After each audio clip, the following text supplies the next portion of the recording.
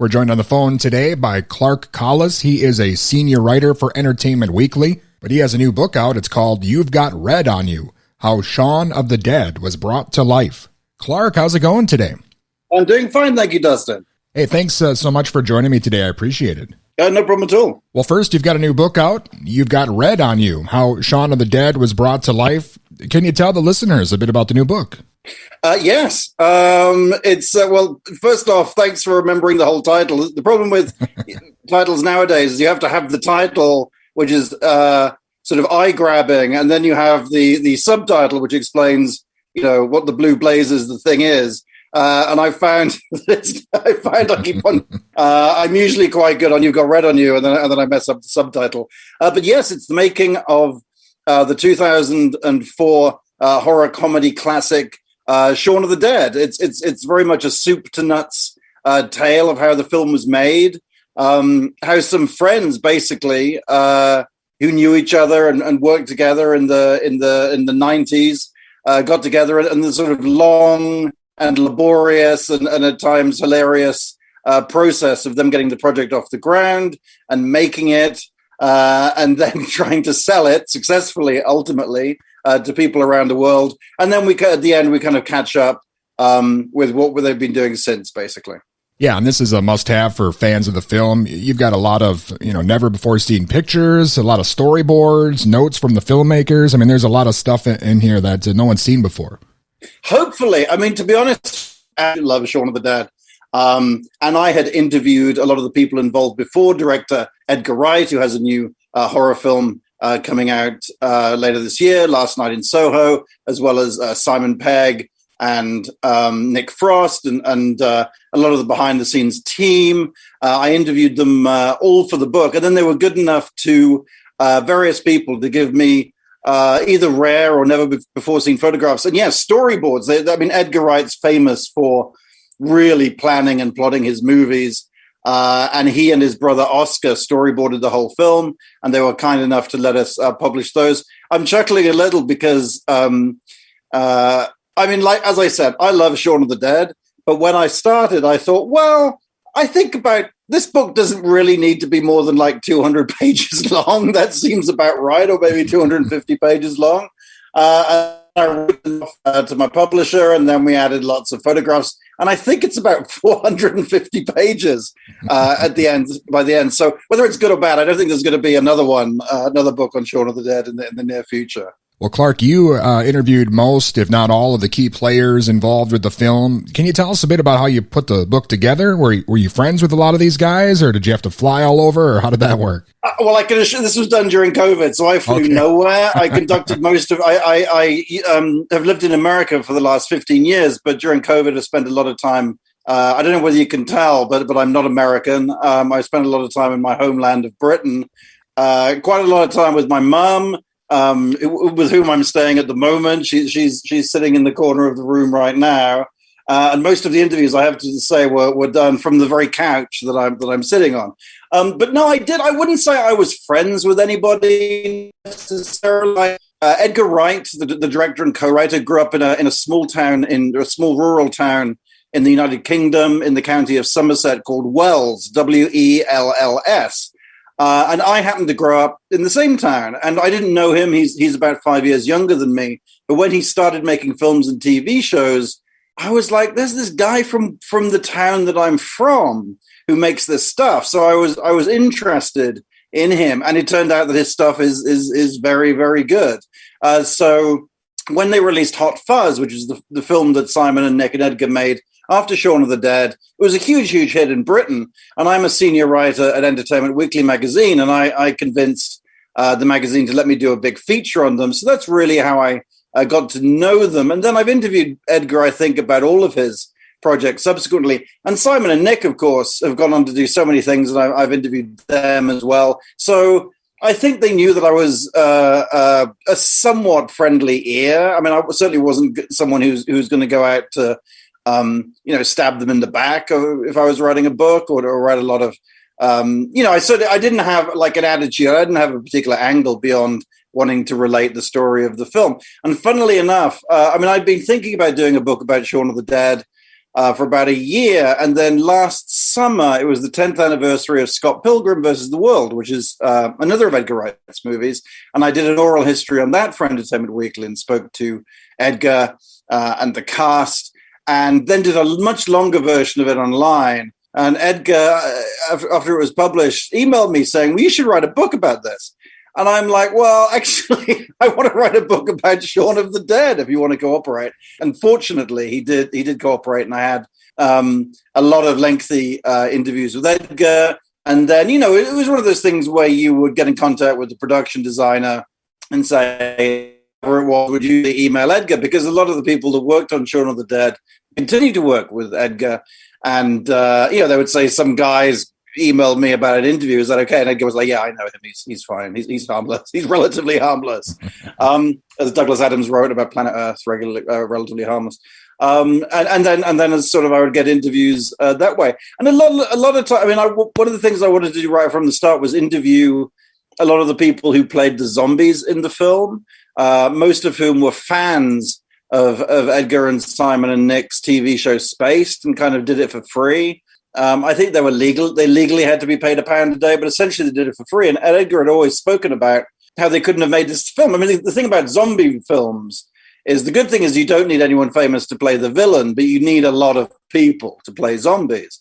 And Edgar had always accentuated how the film couldn't have gotten made without these people that turned up day after day to be paid £1 and stumble around going at an inferno level hot West London studio. And so I wanted to talk to some of those people, and it was interesting the range of people. One of them's a podcaster, one of them's an entertainment journalist, I think, one of them's an artist, and then a couple of the people who played zombies went on to become quite well-known film directors.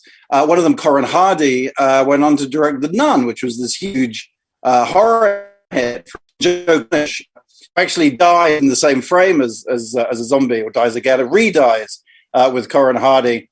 He went on to direct Attack the Block, which is a terrific sci-fi sort of comedy action film. So that was quite interesting as well. And in those cases, I'd interviewed some of those people before, or it was kind of a matter of emailing them on via websites or whatever.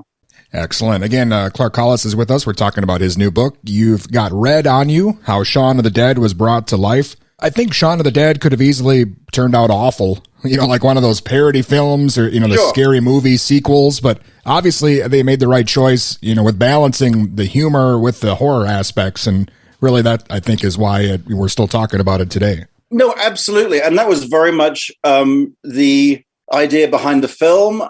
Simon and Edgar Simon Pegg and Edgar Wright, who co-wrote the movie, will get a bit knocked, as we say in Britain, if a bit irritated if you call the film a parody, certainly a parody of zombie films.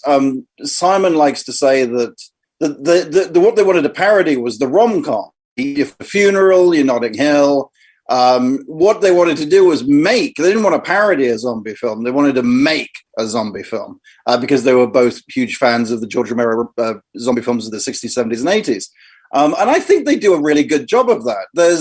There are moments, the thing about horror comedies, I think, is, it's very hard for a horror comedy to be both frightening and funny. And I think even the best ones err on the side of being funny. Young Frankenstein is an absolutely classic comedy, but I'm not sure how much of a horror movie it is, even though it's very much riffing on Bride of Frankenstein and Frankenstein and being very loyal to that. And I don't think Mel Brooks intended that to be a frightening film. Whereas there are bits it's funny, I'm talking about it now and literally the hairs are standing up on my back. There is a bit, and I guess this is a spoiler alert if you haven't seen Shaun of the Dead, but there is a bit when a major character comes back from the dead, and that character has been possibly the nicest character ever to appear on screen.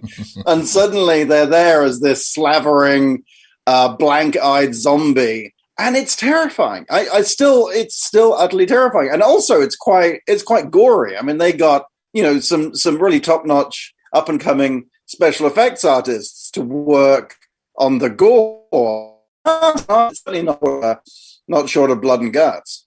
Well, it seems like you could maybe point to Shaun of the Dead for the popularity of, the resurgence we've had in zombies, I guess, maybe in the last 10 years or so. It seems like with The Walking Dead and zombies were everywhere for a while. I think people who didn't even know who George Romero was, suddenly they had zombie fever, it seems, here in the last 10 years or so. No, absolutely. I can remember a time when I'm misremembering, but you'd be watching the Super Bowl, which is a popular sports event in your country. And it was like every other commercial featured zombies, whether it was like a car commercial or a fast food commercial or whatever. I think there was something in the air. Yes, you could certainly argue, and indeed somebody says in the book that without the success of Shaun of the Dead, there wouldn't be a Walking Dead TV show. What's interesting, actually, is that one of the reasons they wrote the film was because they thought, other than the fact they loved zombie films, was they thought this was like, and correctly, they thought this was a genre which no one had been interested in for 15 years. Since the mid-'80s with the last sort of George Romero movie, no one had really been making zombie films. So they were like, well, this is great. People are going to be really happy to return. It seems like a good for it to come back. And then Edgar tells the story about one day Simon Pegg calling him and saying, have you heard of this new Danny Boyle movie, 28 Days Later? And Edgar's like, well, I've heard of the title. I don't know what it's about. And Simon said, well, it's a zombie film. And at that point, Danny Boyle was like, absolutely, the tippity top kind of, at the apex of British cinema. And Edgar, he'd made one very low budget film, but, Edgar and Simon were nobodies really. And Edgar just talks about banging his head against the desk for like 15 minutes and swearing because he was convinced that Danny Boyle's film, would sort of take the wind out of the sales of Shaun of the Dead. But that didn't come to pass. And Edgar's in no way a mean-spirited, or even that, he's certainly not a mean-spirited person, but he certainly made note to me that Shaun of the Dead ultimately grossed more than 28 Days Later. And what's interesting is the thing when they coined the phrase rom-zomcom, the romantic zombie comedy. It's an accurate description of Shaun of the Dead, but I think it was also a bit of a joke. The idea being, there's probably going to be one of them and no more. And in the wake of Shaun of the Dead's success, there was this stream of romantic, zombie comedies, including Zombieland to some degree. And you just, it's crazy. If there were still video stores, you could have a section that was romantic zombie comedies. And I think certainly that can be laid at the door of Shaun of the Dead. Well, again, the book is just out. Is there anything else maybe coming up for you, Clark, or something else you're working on we should be looking out for? Well, as I said, I'm a senior writer at Entertainment Weekly magazine, so that keeps me fairly busy. I think I'm going to wait to see how, if people enjoy this book about Shaun of the Dead, then I've got a couple more ideas, but hopefully, like me, my book writing career will just go on and on. But touch wood and fingers crossed. Well, again, the book looks great and definitely something the fans of the film will want to pick up. And again, Clark, thank you so much for your time today. I appreciate it. Dustin, it's been an absolute pleasure. I hope your readers, what you must understand is I basically spent the last 18 months sitting in a room writing a book about Shaun of the Dead. So your readers will have to excuse me if I've just ranted and ranted and ranted. But I appreciate everybody listening. And I very much appreciate you having me on, Dustin. And again, that was Clark Collis, senior writer for Entertainment Weekly. His new book, You've Got Red on You, How Shaun of the Dead Was Brought to Life, is available now.